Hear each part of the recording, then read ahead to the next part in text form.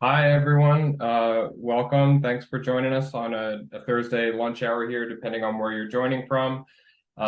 We are going to spend probably 30 to 45 minutes here today just talking about an introduction probably to many of you that we've met over the course of past lives, or in particular, coming out of a really exciting and great health conference in Las Vegas a couple weeks ago. But for all of you out there, I know many on the phone are condition management, disease management, digital health solutions, serving the members of health plan payers around the country.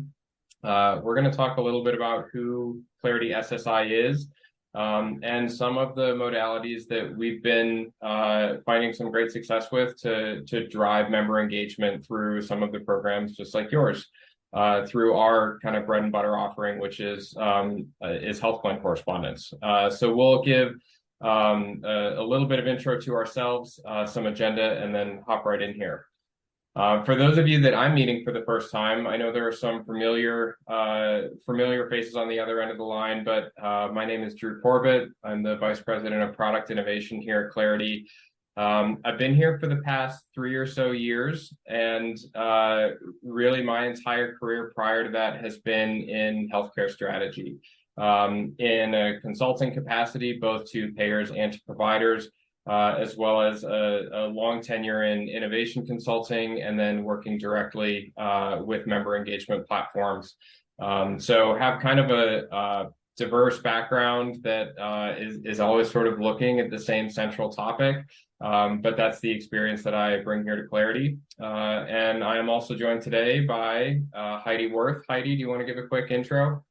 Sure. So I'm Heidi Worth. I'm the Director of Strategic Partnerships here at Clarity. Relatively new. I've been here just about 5 months, but I come with a lot of background. I have 30 plus years in healthcare strategy, working with plans, systems, and employers. Most recently focused on work that started with the Health Transformation Alliance, where I was responsible for the consumer engagement work stream. And then moving into partner ecosystem development and relationship management, sitting on both sides of the table of the partnership. So very happy to be here today, and excited to talk to you about what we're doing here at Clarity.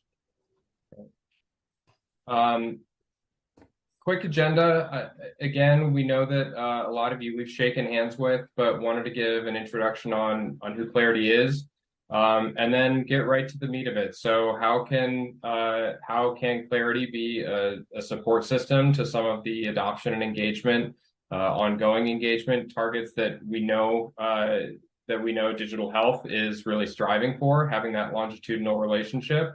And we also wanted to share a little bit about the work that we've done in this space and share case studies, some results, some things like that, just to demonstrate where we've seen traction. Finally, the tail end of this is we're starting to work with more and more providers of point solutions, of CMDM programs, of digital health solutions, in addition to our work with the payer community. So wanted to just give some very basic overlay of what that looks like. And of course, the invitation here is we'll share our emails, as well as Heidi's email is at the tail end of this presentation. And hope that this is just the beginning of a curious conversation about how different parties in the healthcare ecosystem can support each other and ultimately support health plan members. So to get right into it, Clarity is a company that probably most Americans have had a personal interaction with, albeit they typically don't know it. So just a little over 20 years ago, Clarity was founded as a print and fulfillment backend vendor to the health plan industry, and we've really become the predominant player in that space over that time frame. So when you just literally think about the envelope that shows up in your personal mailbox or any of your members' mailboxes, that has a welcome letter from a health plan, an ID card, an explanation of benefits, That is a process that is largely outsourced by the health plan industry, and Clarity is again one of the predominant figures that that sits in that vendor space. So we work with over 100 health plans, from small to medium to large, nationals, et cetera. You're seeing just a smattering of some of the partners that we work with there on the health plan side. Also with dental plans, some TPAs, some pharmacy benefits managers, et cetera. I think the point of sharing this slide is, one, to just sort of establish that we really have a solid foundation as a really durable part of the healthcare and health plan industry supply chain. And that's where we've sat for so long. I think the other piece that is important to me in sharing this is that this long tenure of having a member-facing modality, like all of the print communications that hit members, means we're talking to people directly at the tune of about 90 million touch points per year. And so the access is vast. We have also nearly 100% member access in terms of this communication channel. And so, you know, in my background in working in digital health, one of the things that was always really challenging was we might be predominantly relying on email or text as modalities to reach people. And we know that those can be fraught with bad email addresses, old email addresses, you know, things of that nature. Whereas when we're talking about a physical product that's shipped to a home and a health plan has that on record, that we've got a really nice high fidelity of what our access to actually reach people is. Another thing that Clarity has learned is that we have really high read rates of the materials that we're sending out on behalf of health plans. So think about, again, from your own experience, if you get that envelope at, say, sometime around the first of the year, and you can feel that it's got that card inside, you know that that's that ID card that you really need to have in your wallet or in your purse for the balance of the year. And so the open rates, especially if we think about relative to what might be received on an email or text capacity, is really, really high.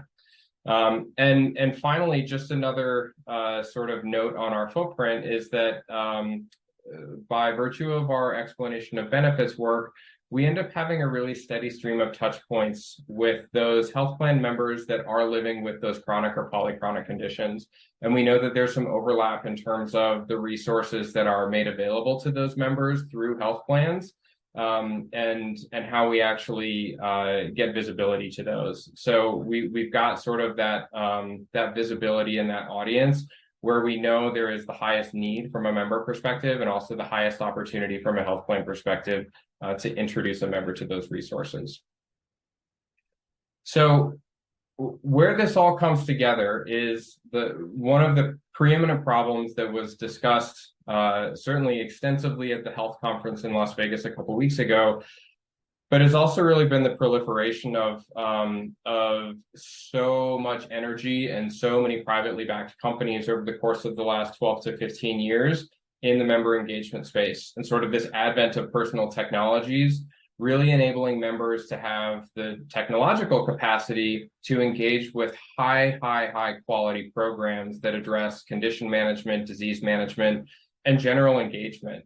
So if we're thinking about anything from, you know, the really consumer end, which might be something like a Fitbit, all the way on up to something that is really focused on a program to support polychronics, either with navigation or with care itself, we've got this huge, vast amount of resources in the healthcare industry now, but we still have a chasm in terms of how many people are using those. And I would imagine, you know, certainly in my former life, we were always asking the question of, there are so many people that have availability to certain programs and they're not using them. And how can we continue to bridge that gap and close that chasm? So that's largely what, you know, I think the entire healthcare industry has been focused on, and Clarity is no different. We've been asking ourselves, how can we help health plans in solving this problem as well?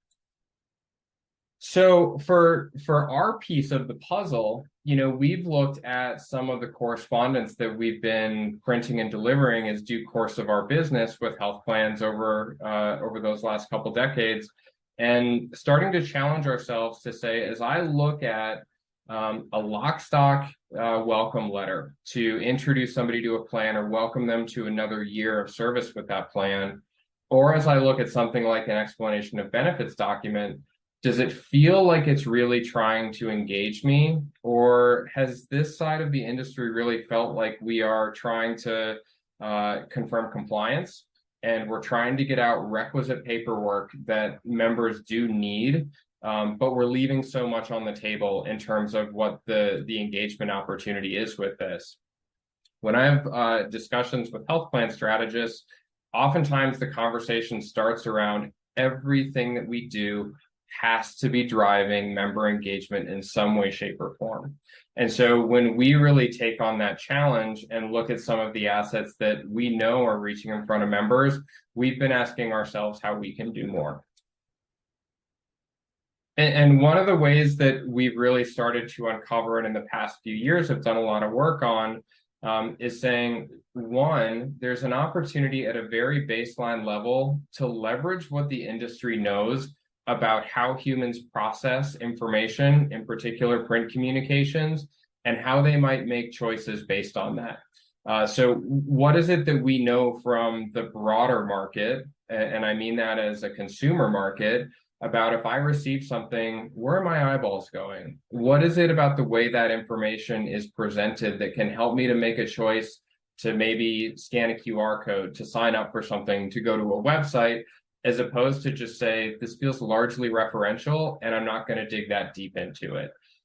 This is, of course, really low-hanging fruit for us because with plumbing laid out to hundreds of millions of Americans, that's really the heavy lift. But to change the look and feel of a piece of member material from something like at the left to something like at the right here, that's just sort of the 99th yard and is actually fairly low-hanging fruit to turn this huge distribution into a channel that can actually catalyze more engagement.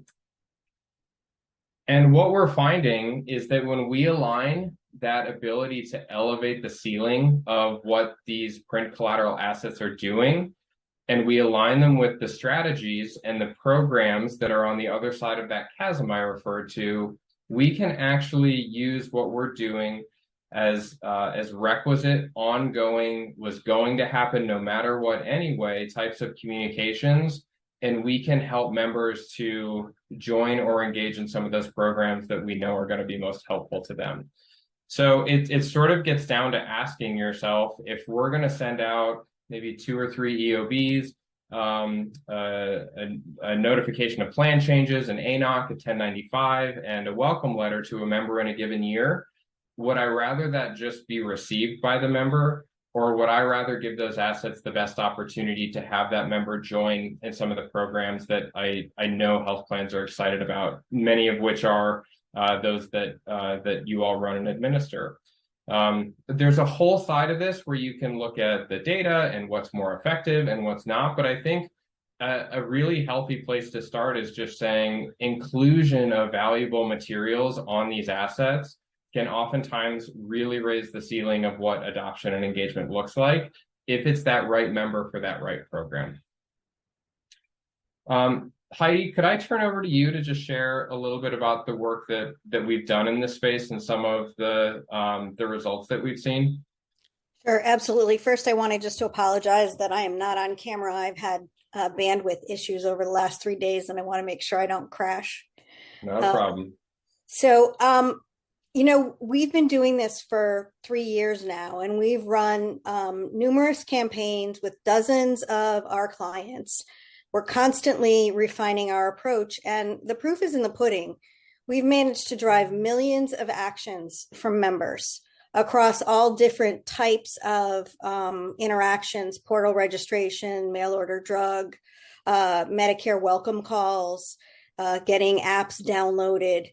And given the high volume of households that get these materials, this approach really provides some unparalleled access. So if you start with the fact that this is going to happen, plans have been sending out these materials. They sent them out last year, the year before, and 20 years before that. And they're going to send them out next year and the year after. So not utilizing and leveraging these materials to drive engagement is a huge missed opportunity. Drew, next slide.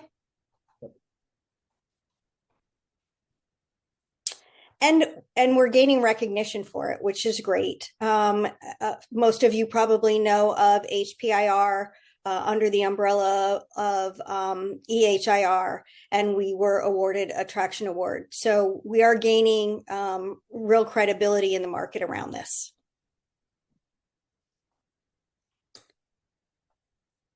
And historically, these plans have viewed these materials as check the box items, things that are necessary and that they have to send out.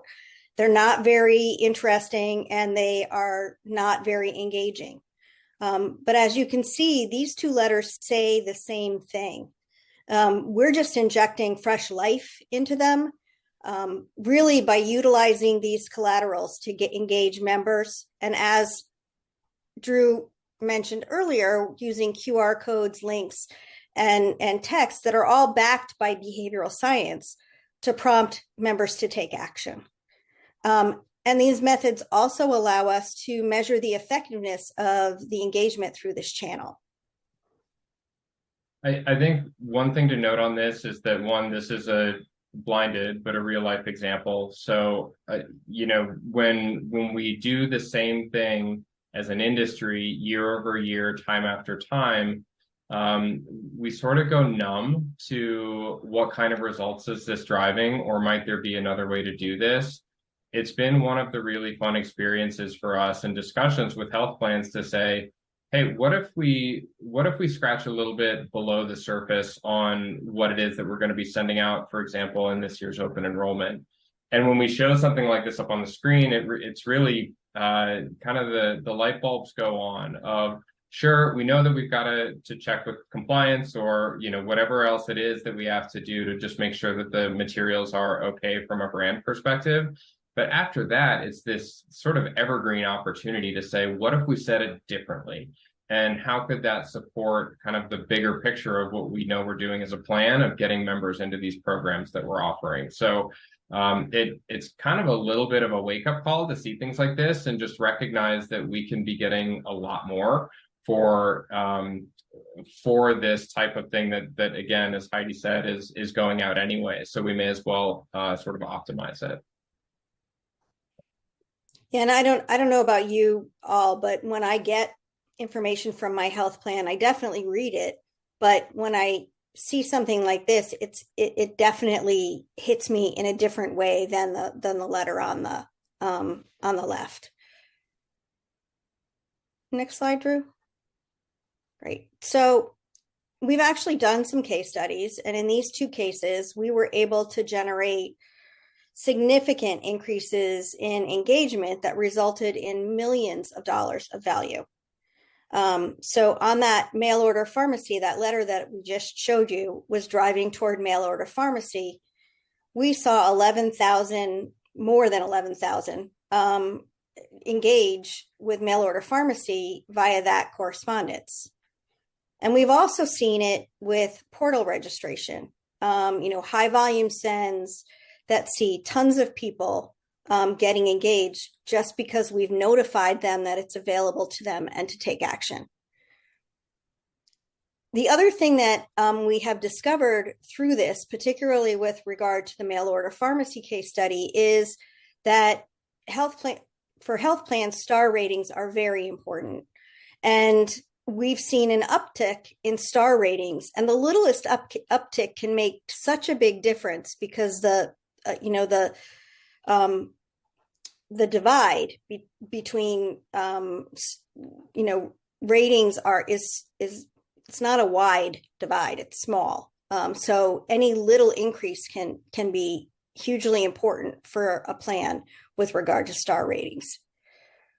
Yeah, we had done a review and analysis on this mail order pharmacy instance, where we found that for those 11,300 people that were newly added to the program, there are some studies that support when involved in a mail order pharmacy program, how many of those people are likely to have an increase in their med adherence.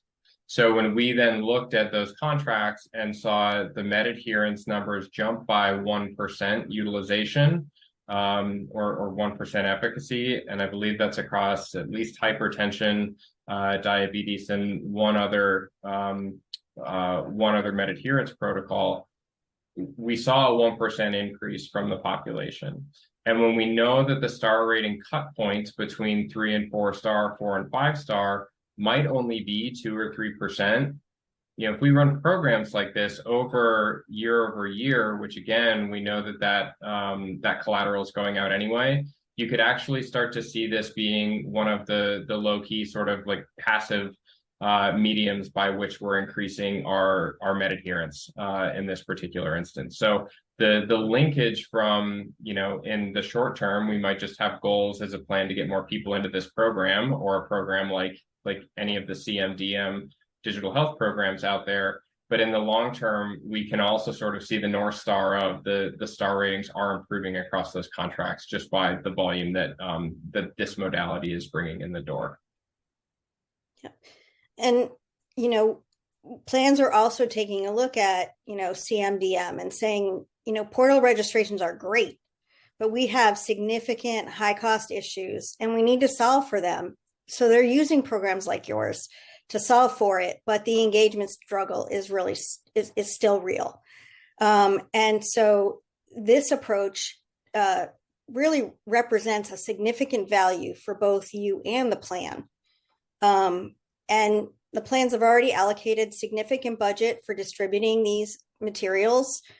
And in most cases, adding nudges to take action in your program doesn't add any cost. So all of a sudden, that piece of paper that just landed flat in your mailbox now becomes an engagement conversation with that member. Next slide. And so having worked in this space for a while, this is really where it gets very interesting for me and very exciting. So you imagine an EOB that has a CPT code on it that's relevant to your program, that we can actually tie directly to your program with your logo, with the QR code and a link directly to your registration page. And remember, it's already paid for. So now it becomes a really elegant way to meet the member where they are and get you involved in that engagement strategy. So my question to you is, what's that worth to you? And I guess my second question is, why wouldn't you do it? It's important to note that the departments that we've historically worked with are print and fulfillment, and they have limited overlap with the departments that you work with in clinical quality, star ratings, and other member engagement measurement areas. So we see a very compelling engagement opportunity here. And we're equipped to seamlessly integrate your logo into and your program into these types of communications. So we're really excited about the evolution of our service and invite you to join us in this journey to maximize member engagement and improve health outcomes. Yeah, and Heidi, I'd emphasize the kind of the win-win-win. So for digital health solutions, CMDM programs that are out there and already contracting with health plans, of course, the plans all want members to use these great programs that you have. And you obviously are all invested in driving as much value as possible through member engagement in these. So, as we have these conversations, it's really additive to both sides of the coin, both to plans and to the condition management groups that they're working with to make something like this happen. And I think, Heidi, if we both go back in our backgrounds of our careers, like this was always sort of the vision of what we just wish could happen, because we're having conversations around right member, right place, right time, right resource, and so on. And Clarity happens to be, sitting right in the middle of that right place, right time. And the way that these are constructed, being that we know exactly what that member might value at that point based on some of the CPT codes, allows us to be really elegant in presenting the right solution then. So, really something that we're excited about from all sides of the coin. Right, and I would also not, I'd like to mention too the opportunity with self-insured employers, right? So that's also a great opportunity here for them to drive the programs that they're investing in, and or that their health plan is investing in, that today don't get the utilization that they should. Next slide. So as we've said, this channel's already bought and paid for. There's no additional things that need to happen in terms of spend or integrations, right? So we've already got those in place with the plans, and so a lot of this is really already set up for and ideal for minimal resource on your end. The basic business model is really just a fractional revenue share between Clarity and the partner for those members that we do get engagement from. And as I said, we're able to measure that through those QR codes and it clicks on links. So and the registration that you gain from that. And so what we're really suggesting is partnering with us to open up this as an available channel, because there's no cost or commitment associated with this B2B partnership. And then we can go together to plans to talk about how we get this done. Drew, do you have anything to add to this slide? I guess the only color that I would add is just a reminder that, Clarity as a core business, we operate, and as I've said a few times, for decades based on a really stable relationship that we have with the health plans to deliver this represent communication. And so when I know there have been a lot of different kind of partnership models that have existed in the digital health and sort of health innovation ecosystems in the last 12 to 15 years, we're excited about having the conversations around this, because we know that this doesn't have to be, 75 cents on the dollar of rev share. This can be something that's really palatable and really is sort of flexible in the economics. So just to sort of, disarm what I know a lot of revenue share type of constructs have looked like in the past decade or so, we feel we've really got an opportunity to do something unique and that sort of serves all parties a little bit more easily.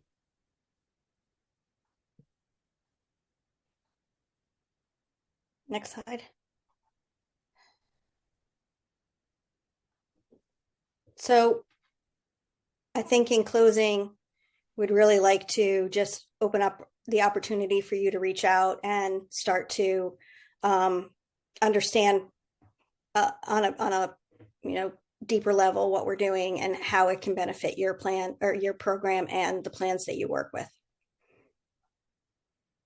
Yeah, I think that's it from us. I mean, we wanted this to just be short, give everyone visibility that we know we're all trying to solve this problem of greater engagement from members in high value programs.